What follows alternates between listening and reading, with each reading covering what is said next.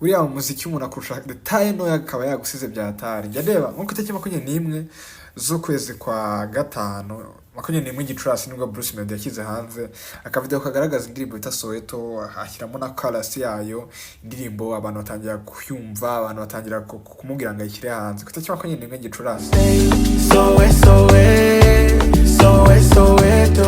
Itariki 25 Gicurasi umuntu bita Element L araza nawe ashyira hanze agatiza nawe k'indirimbo Mireri.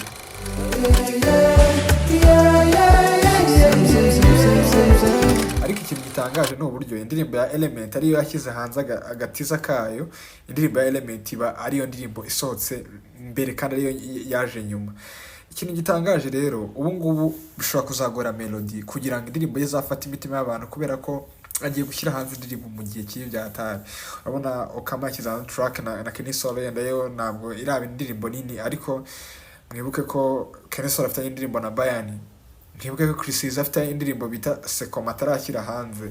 Rero ubu ngubu nyine bishobora kuzagora Melody kugira ngo indirimbo ye zabe indirimbo nziza yasama. Mwibutsa ko ariko uriya Melody yashyize hanze indirimbo imwe muri uno mwaka wose, ni indirimbo bita Azana. Rero ni timing mbi, babaze nabi byatari kuba bararetse indirimbo ya Element ikajya hanze mbere kandi bari kubanza bagashyira hanze ya Bruce barangiza akanayipromotinga, kubera ko Element we anytime yakira hanze igihangano cya Kongo urumva nakazi gakomeye. Ubu nyine Melody yase yijyana muri duel we na CHRISSEAZY, kandi CHRISSEAZY nyine muramuzi nawe yashyize hanze track bihita ibintu byatari hano hanze.